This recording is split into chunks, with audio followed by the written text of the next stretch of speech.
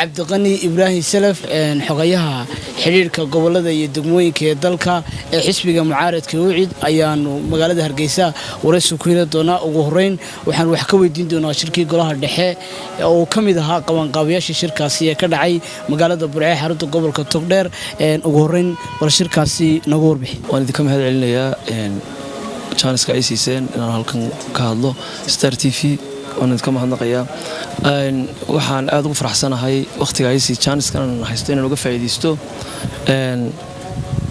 shirkii golaha dhexe kalfadhigii 7aad ee xisbiga UCID xisbiga cadaaladda iyo daryeelka ee ka dhacay gobolka Togdheer noogu qabsoomay.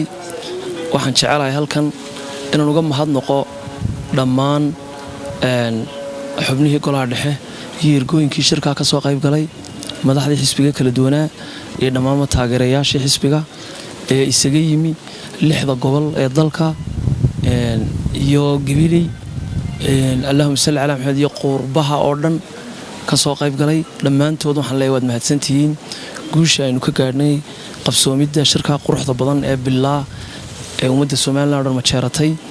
aad iyo aad baan idinku mahadnaqayaa qaybta kula haydeen.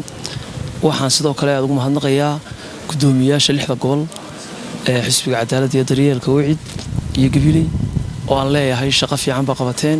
laantiina shirkaasi uma qabsoomeen xisbiga UCID kaalintii ka qaadateen oo ku mahadsantiin. si gaar ah waxaan ugu mahadnaqayaa gudoomiyaha gobolka Togdheer oo isagoo ahaa gobolkii martida loo ahaa shaqo fiican bay qabteen isagii gudidiisuba. intaa waxaa haddana ay sii dheer oo aan doonayaa si gaar ah ugu mahadnaqo dhammaan shacabka ku nool gobolka Togdheer sida quruxda badnayd kalgacalka iyo walaaltinimada lahaa ee ay noogu soo dhaweeyeen gobolka Togdheer, isla markaana ay noo barbar istaageen ee ay qayb libaax uga qaateen inaanu shirka golaha dhexe ku qabsano kalfadhigii 7aad. mahad gaar ah Burco haynaa waana uga mahadnaqaynaa mar labaad iyo mar saddexaad anigoo afka xisbiga UCID ku hadlaya, anigoo ah xubin kamid ah gudida qabanqaabisay shirka quruxda badan. sidoo kale waxaan halkan uga mahad celinayaa dhammaan xisbiyada Soomaaliland oo nagu soo hambaliyay shirkii quruxda badnaa Burco nooga dhacay iyo sidii fiicnadan u qabsanay. waxaan leeyahay kuna waa mahadsantiin. annaga dabadeenaas waxaan u rajaynayaa xisbiga wadani baa nagu xigo laga yaabaa bishan bil kadib inay ku qabsadaan Burco.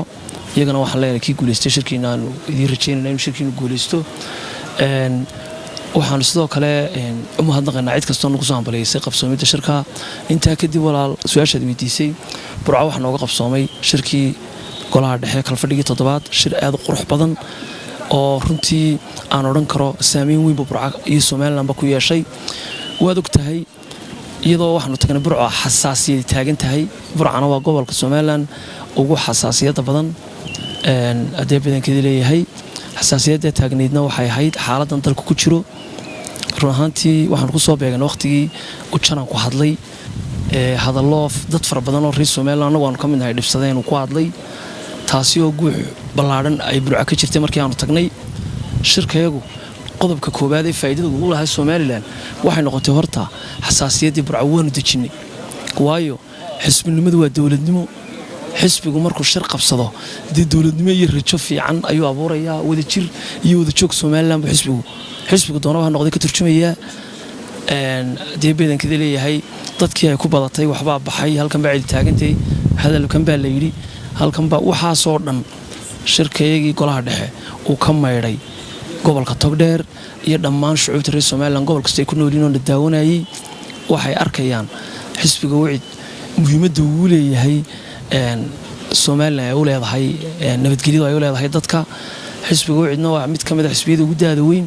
waxay ahayd sanad guuradii 18aad ee ka soo wareegtay xisbiga markii la aasaasay UCID, taasi oo iyaduna noo ahayd halku dhag dheeraada oo aanu ku halqabsano.